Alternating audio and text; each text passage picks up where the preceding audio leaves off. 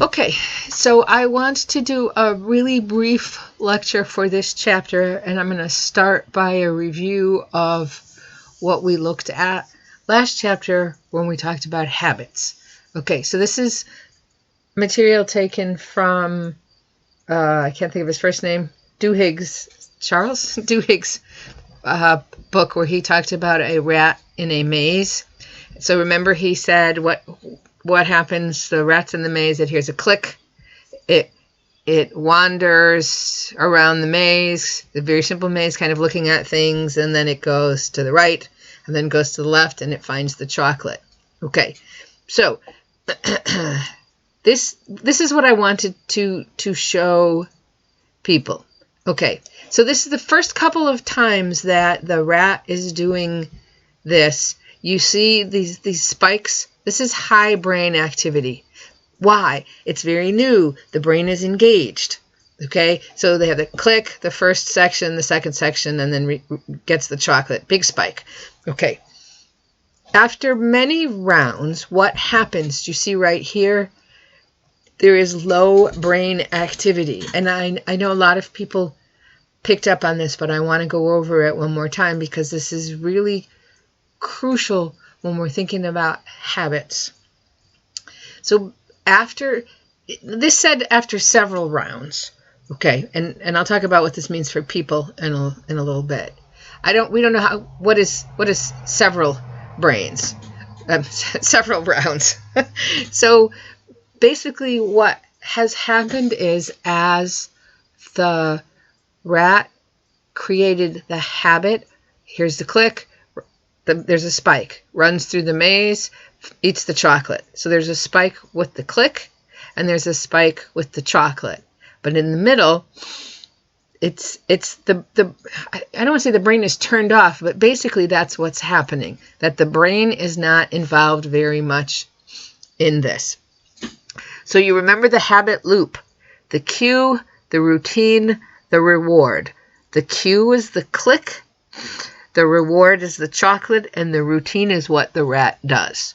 Okay, so I obviously did not make a big enough point. I didn't stress this enough in the last chapter, but think about that. A lot of people were saying, how crucial motivation is. And I think everybody said it's really easy to do stuff when you're motivated. Well, how do you do stuff when you're not motivated? And people rightly pointed out that you're not going to even create a habit unless you're motivated, which I get it. So let me tell you a little story about me. Even before COVID started, but not too long before that, I made a goal, and it was a very vague goal. It wasn't smart because I said I wanted to be healthier. And what I thought about was a good way to be healthier was to walk every day. I walked sporadically. All right. And I looked at my day and I realized that the only time that I knew I wasn't going to have to reschedule because of meetings or things going on was first thing in the morning. So this is what I did. I took my shoes and all my yoga pants and everything is sitting right by the side of the bed. And depending on what time sunrise is, but approximately 15 minutes before the sun comes up, my alarm goes off. I get out of bed. I put my running clothes on. I get my water. I make sure my Fitbit is charged, and I go out the door. Do you think that every single day I wake up thinking, oh, yay, I get to go outside and walk?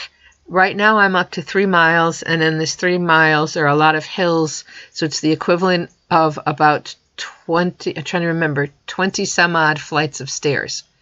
I mean, I don't roll out of bed at 6 and say, I get to punish myself by doing this walk, but it's a habit. So the cue is the alarm going off.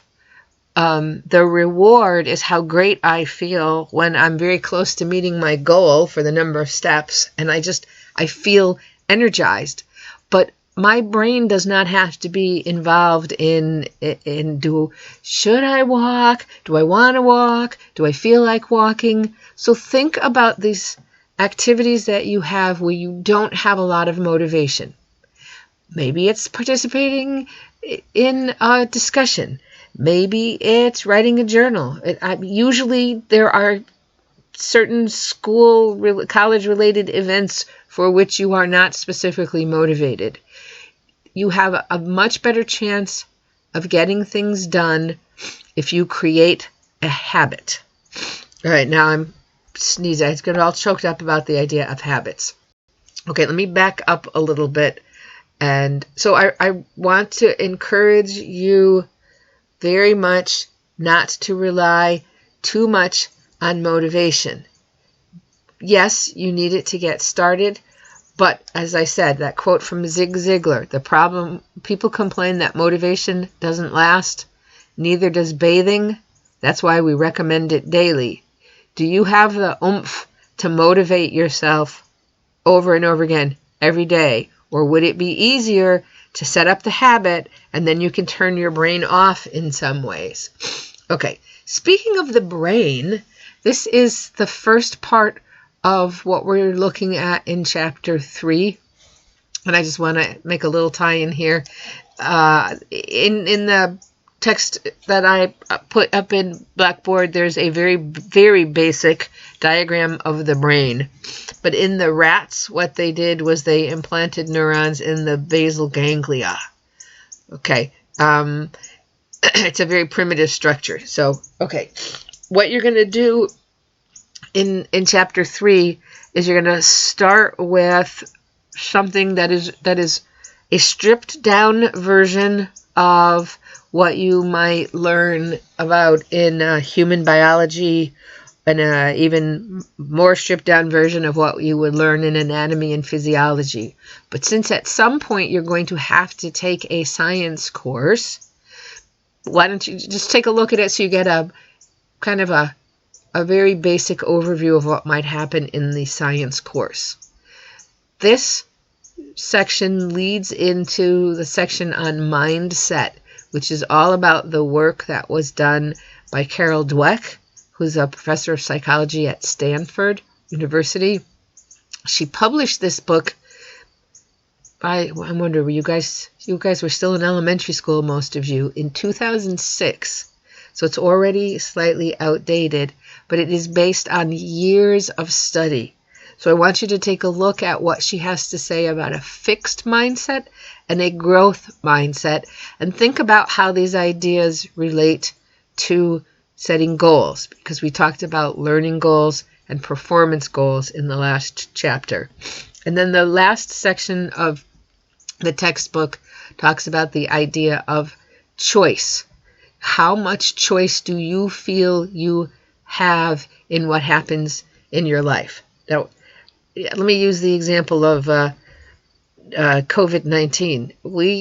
We have no control over the disease itself.